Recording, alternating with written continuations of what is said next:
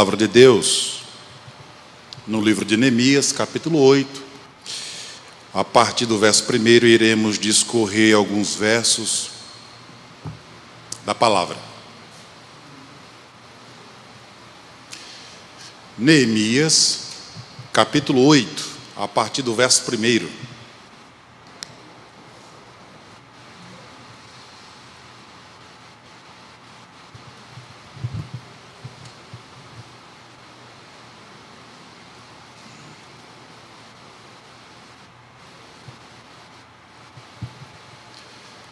Todos encontraram a palavra? Amém. Graças a Deus. Diz assim, irmãos, a palavra do Senhor. Em chegando o 7º mês, e estando os filhos de Israel nas suas cidades, todo o povo se ajuntou como um só homem na praça diante da porta das águas. E disseram a Esdras, o escriba, que trouxesse o livro da lei de Moisés, que o Senhor tinha prescrito a Israel. Esdras, o sacerdote, trouxe a lei perante a congregação, tanto de homens como de mulheres, e de todos os que eram capazes de entender o que ouviam. Era o 1º dia do 7º mês. E leu no livro diante da praça que está fronteira à porta das águas, desde a alva até ao meio-dia, perante homens e mulheres, e os que podiam entender. E todo o povo tinha os ouvidos atentos ao livro da lei. Esdras, o escriba, estava num púlpito de madeira, que fizeram para aquele fim. Estavam em pé junto a ele, à sua direita, Matitias, Sema, Anias, Urias, Ilquias e Maceias, e à sua esquerda, Pedaías, Misael, Malquias, Assum, Asbadana, Zacarias e Mesulão. Verso 5, Esdras abriu o livro à vista de todo o povo, porque estava acima dele. Abrindo ele, todo o povo se pôs em pé. Esdras bendisse ao Senhor, o grande Deus, e todo o povo respondeu: Amém, Amém. E levantando as mãos, inclinaram-se e adoraram o Senhor, com o rosto em terra. Verso de número 8.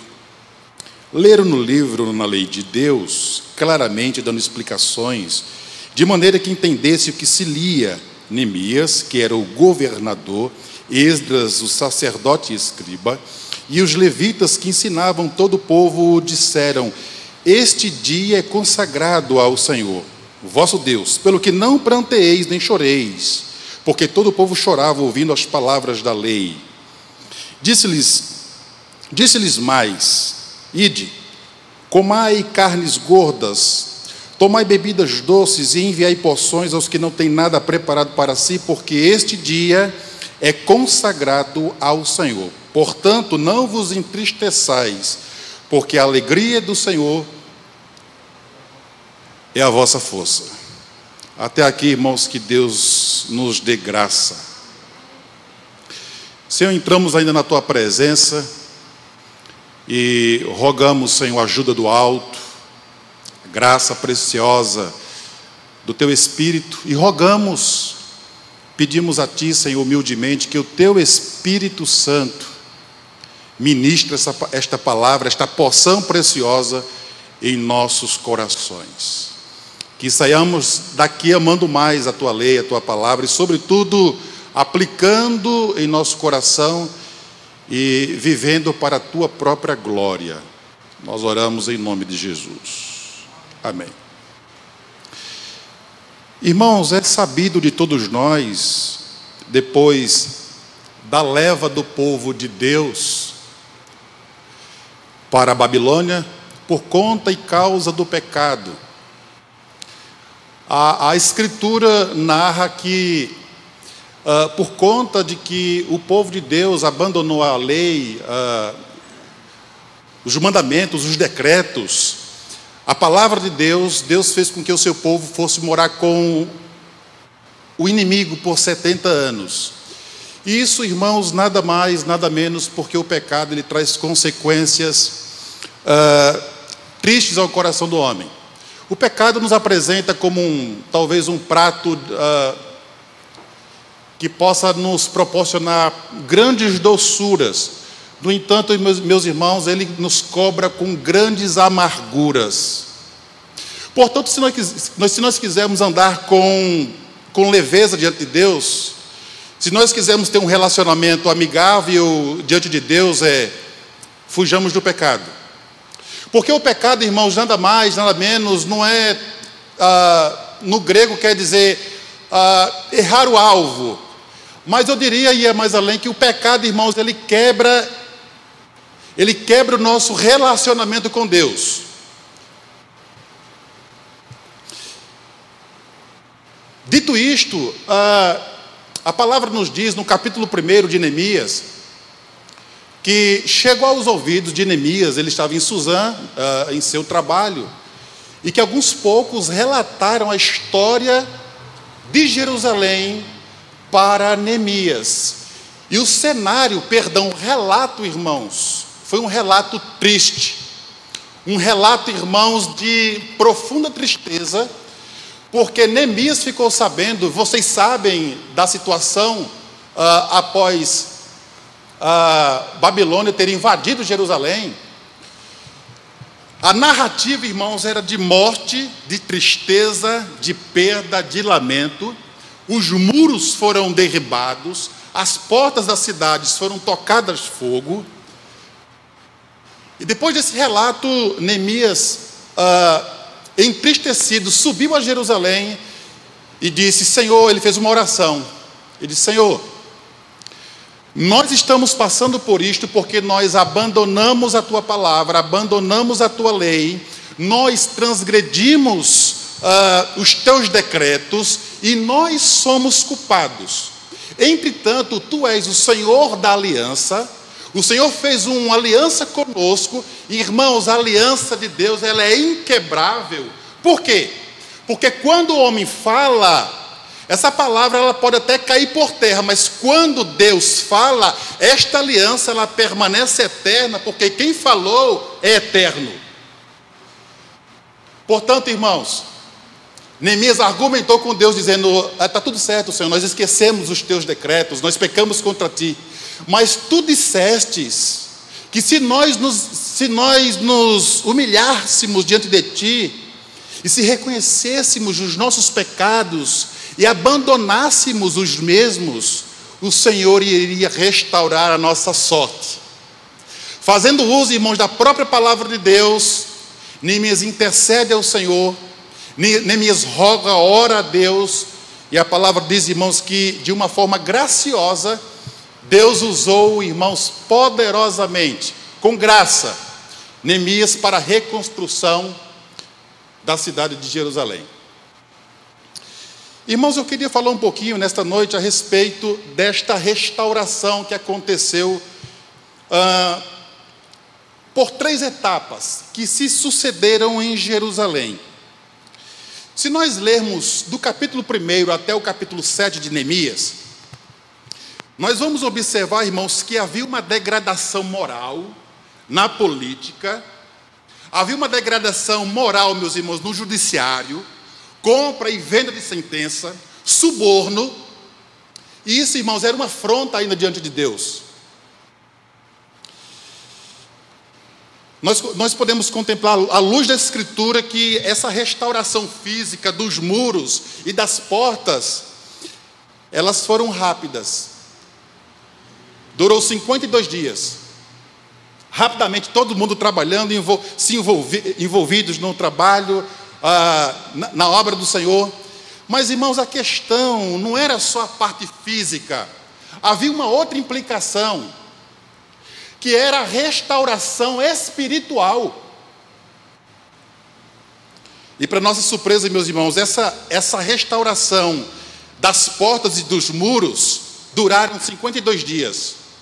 Mas a restauração espiritual, irmãos, que foi promovida pela palavra de Deus, ela durou 12 anos.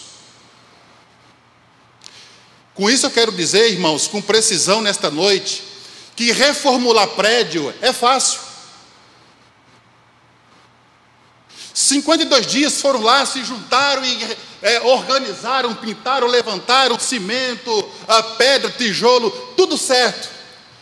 Mas essa era uma parte, era apenas uma parte da restauração. Porque restaurar a estrutura é fácil, o problema não está na estrutura, está, irmãos, em nosso coração, que é caído, pecaminoso.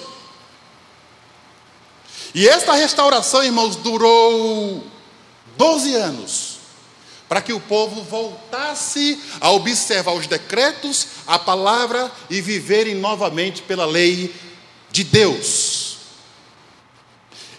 A segunda restauração foi a restauração social, a ordem política, e assim, meus irmãos, a parte religiosa começou a se estabelecer dentro de Jerusalém. Mas só houve, meus irmãos, só houve alegria, só houve restauração de verdade, uma vida relacional com Deus, quando o povo voltou a ouvir a palavra de Deus através da boca de Esdras. Até lá, irmãos, só havia estrutura, havia prédio, havia ajuntamento, mas Deus não estava presente porque o coração do povo estava distante, por conta, irmãos, de que faltava-lhes a lei de Deus. Nós podemos fazer tudo. Ajuntar pessoas, meus irmãos, é muito fácil. A questão não é ajuntamento. Ajuntamento é um detalhe. Se você ficar na rua ali e sozinho agora e olhar para cima, é bem possível que os carros vão passar, quem estiver passando na rua vai parar e quer saber o que está acontecendo lá em cima. Nada. Mas ajuntar pessoas é muito fácil. O problema não é ajuntamento. A questão, meus irmãos, é saber se Deus está presente ou não. Nós estamos aqui hoje, nesta noite, em um ajuntamento solene, santo, mas o Deus da igreja, irmãos, está presente, porque a palavra de Deus está sendo anunciada, pregada, e ela é zelada por esta comunidade.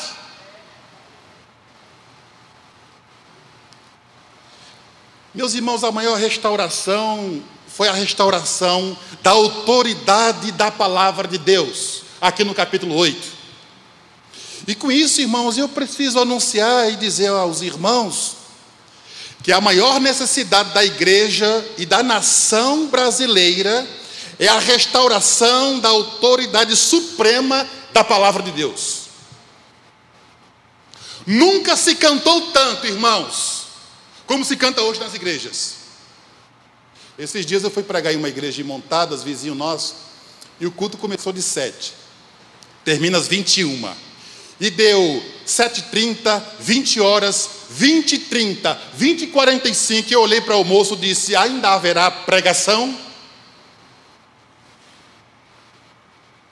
Parece-me que os louvores é mais importante, não que não seja. O louvor tem a sua parte, tem a sua importância no culto. Entretanto, irmãos, o que promove arrependimento, o que promove restauração, o que promove avivamento na igreja de Cristo é a sua palavra. E me entregaram o púlpito de 8:50 da noite. E eu disse: pastor, eu posso anunciar as verdades de Deus? E ele disse: termina de 9. E eu terminei de 9h40, com o consentimento da igreja. A igreja liberou naquela noite. E foi uma bênção para a glória do Senhor. Portanto, irmãos, louvemos a Deus, adoremos a Deus, mas a parte principal que promove, meus irmãos, um bom relacionamento com Deus é a sua palavra. E a igreja brasileira, irmãos, ela tem tudo, menos palavra. Menos palavra.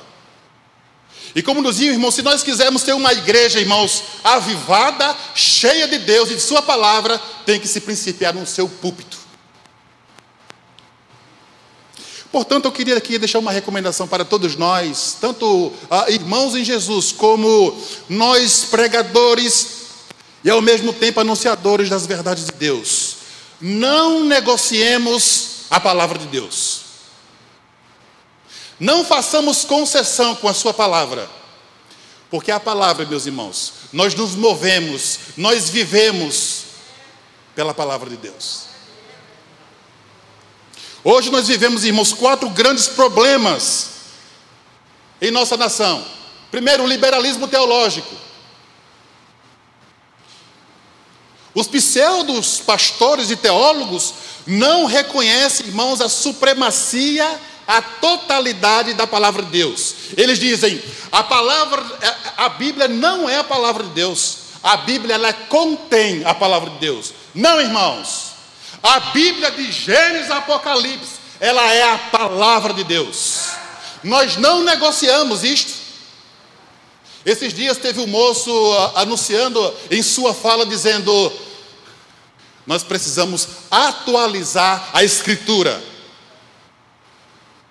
Em algumas partes ele diz, a palavra caducou. Não, irmãos, a palavra não caducou, porque o Senhor da palavra não caducou, Ele é eterno.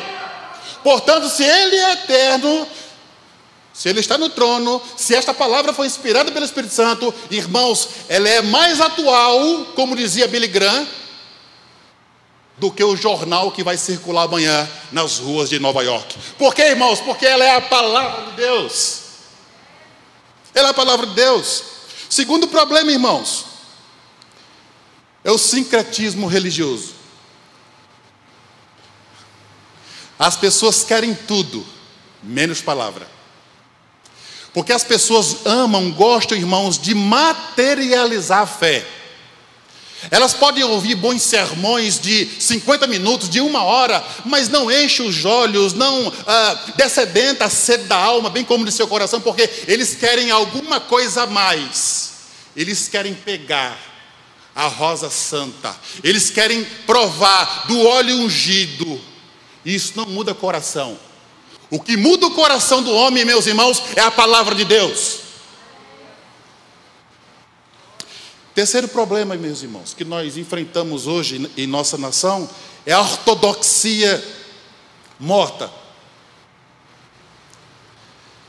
Tem conhecimento, tem teologia, mas não tem vida com Deus. É outro problema. Tem muito conhecimento. Você pode pegar uma pessoa que não anda com Deus, às vezes, conhece a palavra de Gênesis a Apocalipse, a história da igreja, a história dos avivamentos, os pais da igreja, tudo mais. Só não tem vida com Deus. E a Bíblia, meus irmãos, Deus nos deu a sua palavra não para aumentar o nosso conhecimento, o nosso intelecto. A Bíblia Deus nos deixou para mudar a nossa vida. Deus não nos deu a sua palavra para nós sairmos, meus irmãos, nas esquinas citando o verso, eu conheço a palavra. E às vezes o conhecimento ensoberbece o coração. Portanto, irmãos, os que sabem, fingem às vezes que não sabem. E os que não sabem, com seu coração presunçoso, orgulhoso, ainda dizem que sabem todas as coisas. Portanto, você pode ser um bom conhecedor das Escrituras, dos bons livros. Mas como dizia o moço, você pode conhecer, você pode visitar os bons livros, mas por favor, resida na Escritura, more na Escritura, não abra mão da palavra de Deus. Amém, queridos? A ortodoxia morta, meus irmãos, tem muita doutrina, mas tem pouca espiritualidade. Tem muito conhecimento, mas não tem vida piedosa, não tem vida de oração, não tem vida santificada. E, meus irmãos, Deus não quer que sejamos apenas conhecedores de sua verdade. Deus quer que nós andemos com Ele dia e noite. Amém, irmãos? Nós enfrentamos um outro problema, irmãos, na igreja brasileira. E o quarto problema é o analfabetismo bíblico.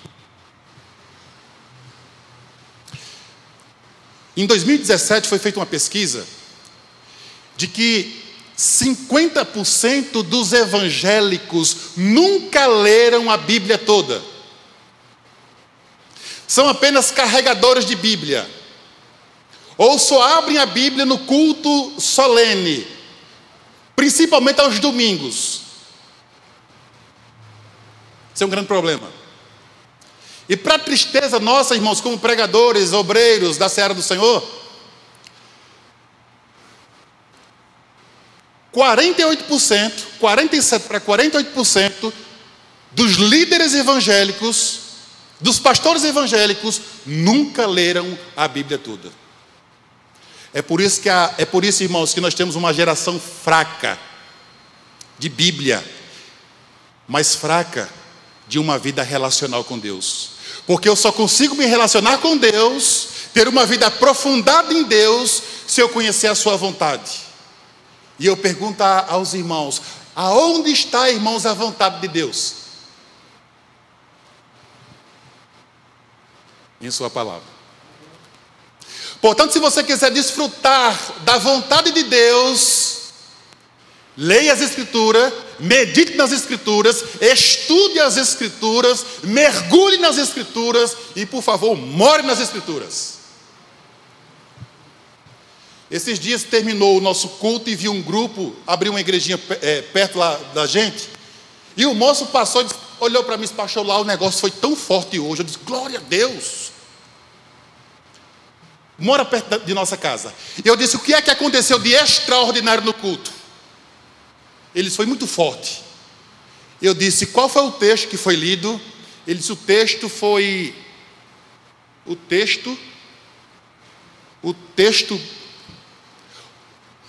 perguntar à esposa. O texto ele esqueceu do culto.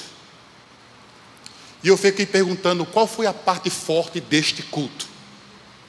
Porque se tem algo, irmãos, que é mais forte do que qualquer coisa no culto público, é a pregação do Evangelho.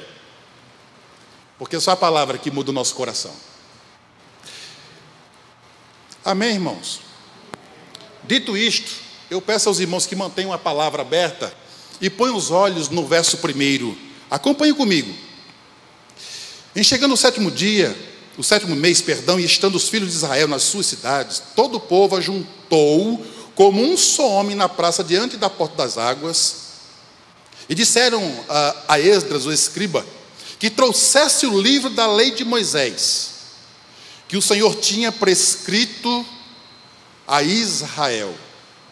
Vejamos, irmãos, que esse ajuntamento, o ajuntamento que ocorreu no verso 1 e no verso 2, foi para ouvir a palavra de Deus.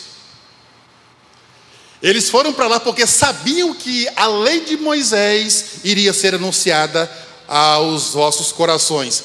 Agora compreenda comigo, irmãos, à luz do texto bíblico, é que esse ajuntamento foi espontâneo. Cada um se despertou de sua cidade, subiu, se reuniram ali para ouvir a palavra. E eu entendo, irmãos, que Deus moveu o coração do povo para reunir-se, para buscar a sua bendita e gloriosa palavra.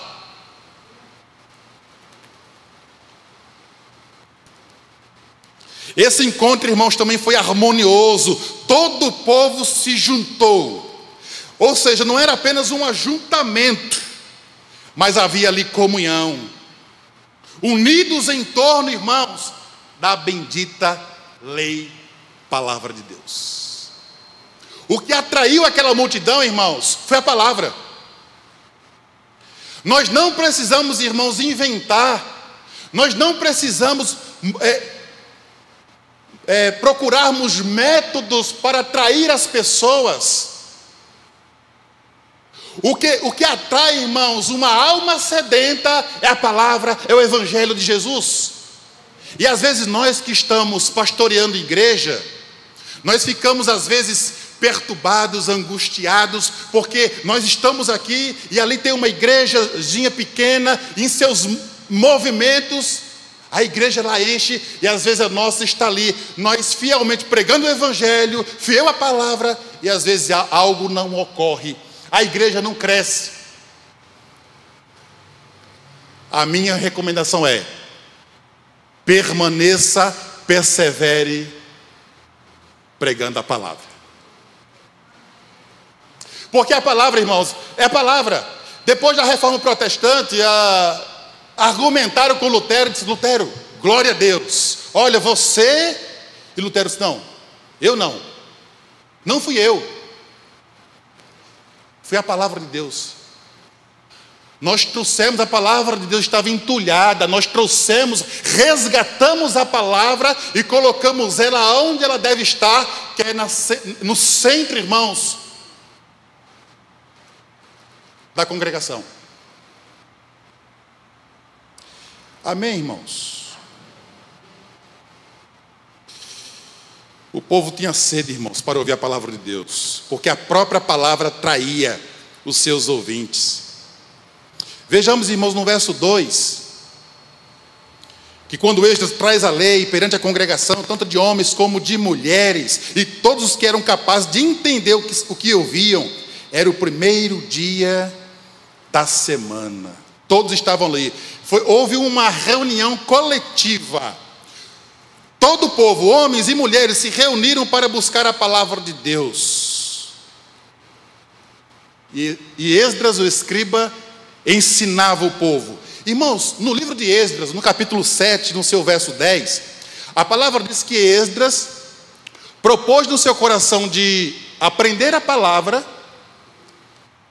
colocar em prática a palavra e depois ensinar a palavra. E nós, como obreiros da seara do Senhor, irmãos, nós temos essa responsabilidade. Eu não posso ensinar o que eu não aprendi.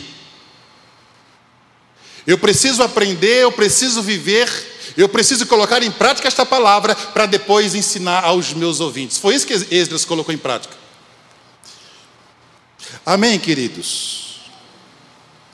Esdras, irmãos, era comprometido com a palavra de Deus. Ou seja, a maior necessidade, irmãos, da igreja é de homens que conheçam e vivam a palavra de Deus e ao mesmo tempo pregue a palavra de Deus com fidelidade. Há muitos púlpitos, mas pouca palavra. Há muitos movimentos, meus irmãos, mas sem relacionamento com Deus. Que Deus tenha misericórdia de nós. Que Deus nos abençoe. Amém. Põe os seus olhos no verso 3 e leu no livro diante da praça que está fronteira à porta das águas, desde a alva até o meio-dia, perante homens e mulheres, os que podiam entender, e todo o povo tinha os ouvidos atentos ao livro, irmãos, da lei.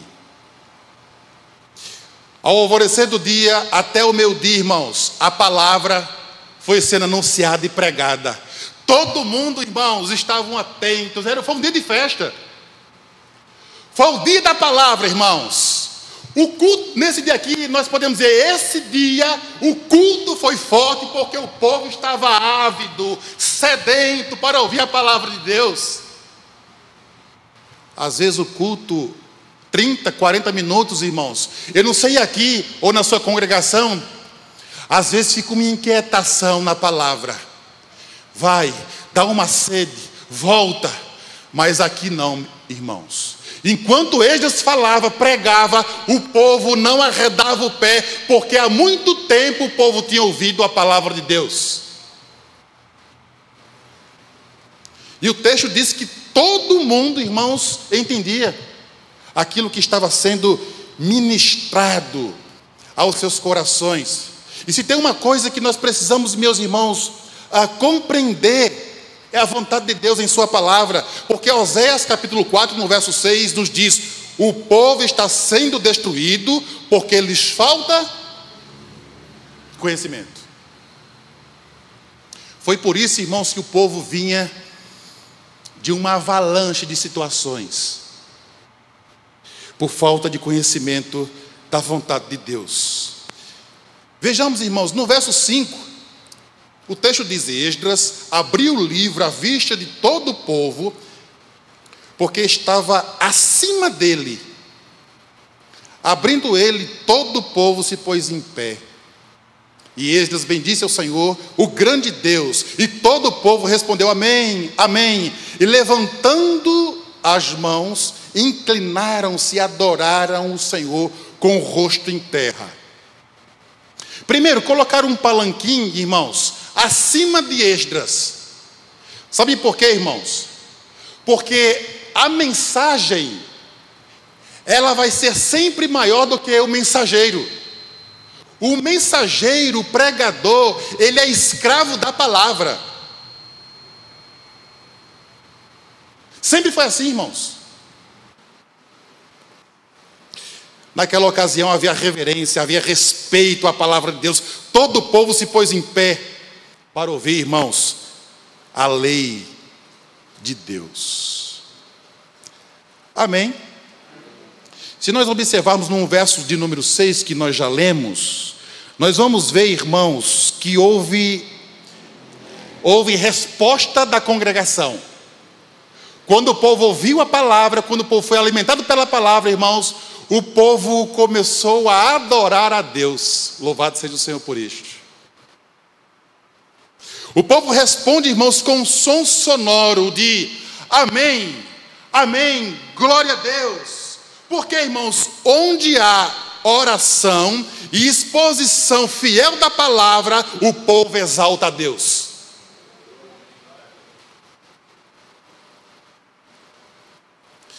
Portanto, irmãos, não negociemos essas verdades. De sempre, irmãos, alimentarmos o nosso povo, o povo que não é nosso, é de Deus, as suas ovelhas, com a sua palavra. E Jesus falou, olha, o meu povo erra, o meu povo falta, porque lhes falta conhecimento. Glória a Deus por isto. Irmãos, eu estou chegando ao final da minha fala. Eu queria que você observasse no verso 8, que diz o seguinte: leram no livro, na lei de Deus, claramente, dando explicações de maneira que entendesse o que se lia. Glória a Deus por isto. Esdras, irmãos, ele leu a palavra. Segundo, ele explicou a palavra, a lei de Deus. Terceiro, ele aplicou a palavra. E o povo foi alimentado. Porque o texto vai dizer, irmãos, que o povo compreendia a verdade de Deus. Com isso eu preciso dizer aos irmãos que o cristianismo é a religião do entendimento. O cristianismo, irmãos, não rouba o nosso cérebro, o nosso intelecto. Pelo contrário, ele anula o sincretismo e a ausência das verdades de Deus. Com isso eu posso afirmar, irmãos, que uma multidão diz, olha, você agora é crente porque o pastor fez uma lavagem cerebral em você. Você é crente porque isso, por aqui. Não, irmãos, nós somos crentes hoje, primeiro, porque nós estávamos perdidos e Jesus nos encontrou. Às vezes nós falamos, quando eu achei Jesus, não, irmãos, o perdido era eu e você, éramos nós. Foi Ele que nos encontrou e mudou a nossa vida. Sempre Ele, sempre Cristo. Portanto, queridos amados, é como o irmão dizia no passado, que a palavra, existe escrita, em sua escrita, a palavra encarnada, que é Cristo, é o Logos, é o Verbo, e a palavra anunciada, a palavra pregada. Portanto, irmãos, eu vou indo para o final. Eu queria falar um pouquinho aqui no final sobre os efeitos da pregação da palavra de Deus. E isso nós vamos ver no verso 9. Por favor, verso 9. Neemias, que era governador, e Esdras, sacerdote e escriba, e os levitas que ensinavam todo o povo, lhe disseram: este dia é consagrado ao Senhor vosso Deus, pelo que não pranteeis nem choreis, porque todo o povo chorava. Por que o povo chorava, irmãos? O que é que diz o texto aí? O povo chorava ouvindo, irmãos, a palavra da lei de Deus. Irmãos, preguemos a palavra, Como diz Paulo, a tempo e fora de tempo. Pregue a palavra, pegue a palavra. Somente a palavra, somente a Escritura, irmãos. Nada além da Escritura, só a Escritura. Havia uma lei dada a Moisés, que no período festivo, nas festas, irmãos, estabelecidas por Deus, não poderia haver pranto, choro. Nesse momento, o sacerdote repreende o povo, dizendo: por favor, não chorem. É festa, não se pode chorar. Deus estabeleceu em sua palavra que em tempo de festa não se chora. É tempo de alegria. Mas aqui, irmãos, nós temos uma compreensão clara de que nós não mudamos quando choramos. Pedro chorou e voltou a negar a Cristo. Arrependimento, irmãos, não é quando nós choramos. Arrependimento é quando nós mudamos. E só há mudança, irmãos, em nosso coração quando as nossas vidas, a nossa alma e o centro do nosso ser é alcançado pela palavra de Deus.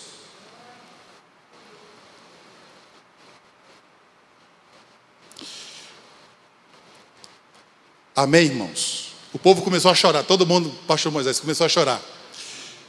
Porque atingiu tanto o intelecto, o povo compreendeu as verdades de Deus. Talvez o povo disse: há quanto tempo nós não ouvimos essas verdades anunciadas a nós?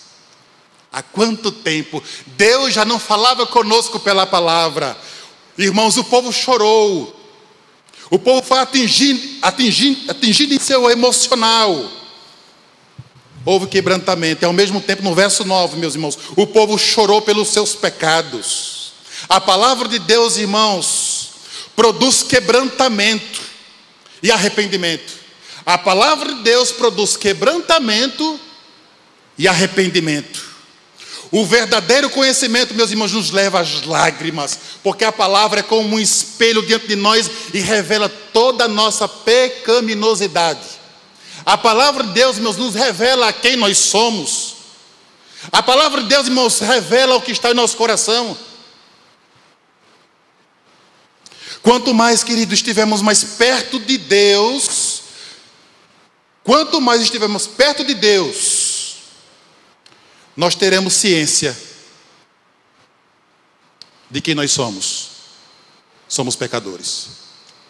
Isaías capítulo 1, Isaías capítulo 2, 3, 4, 5.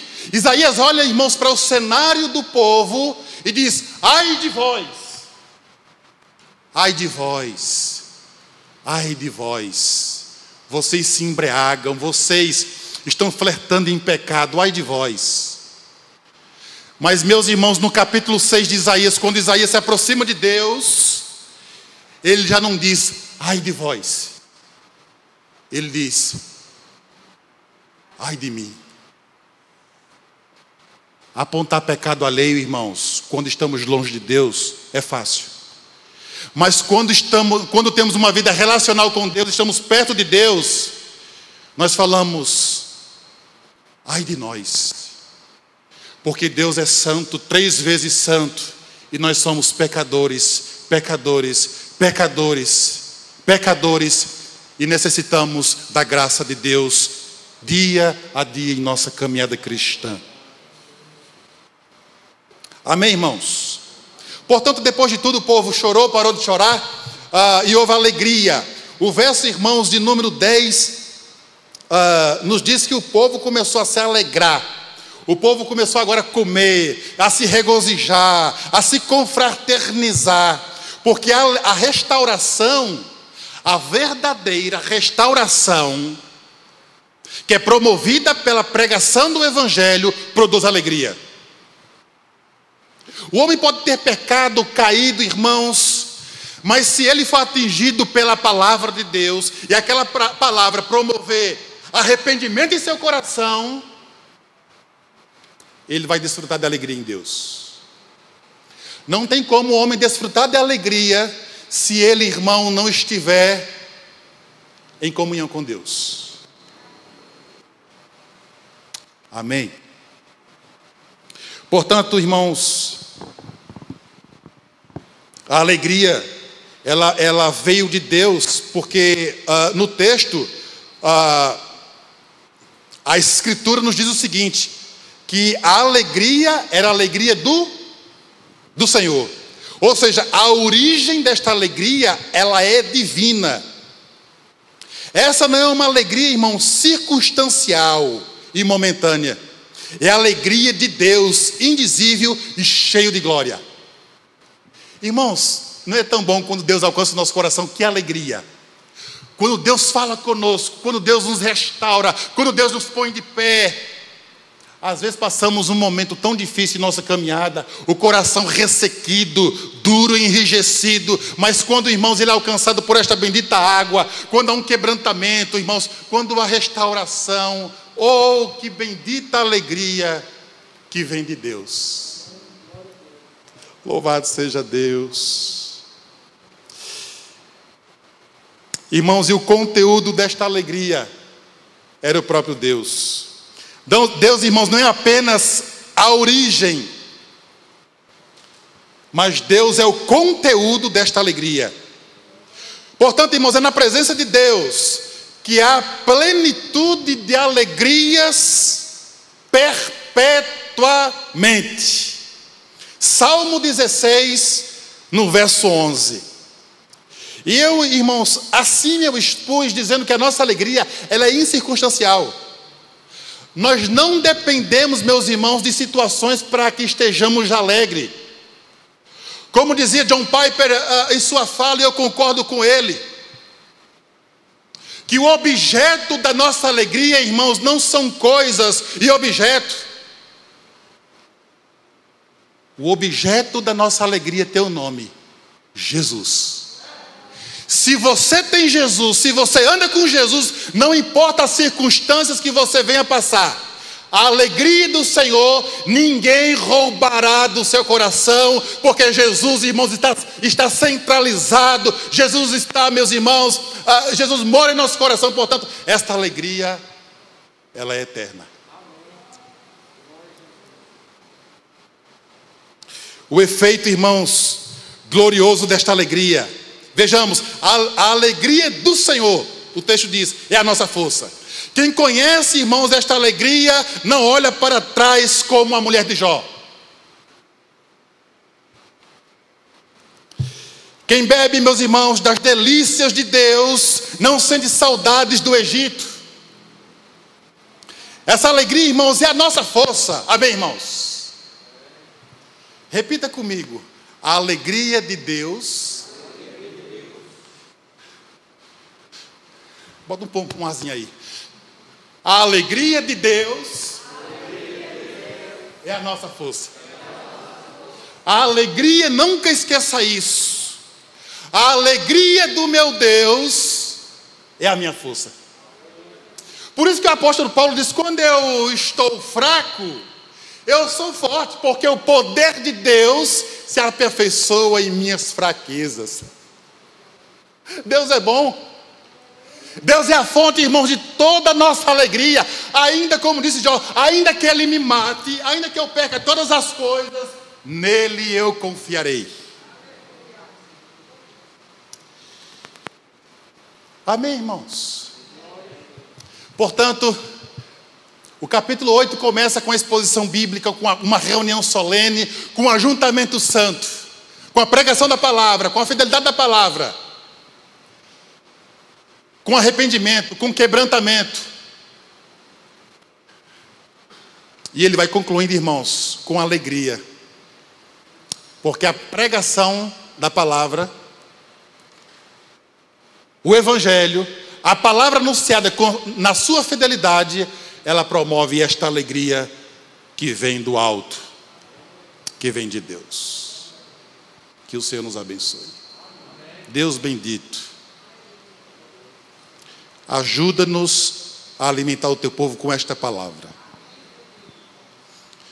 para que esta alegria permaneça, Senhor, inabalável, constante, permanente. Fica conosco. Nós oramos em nome de Jesus. Amém.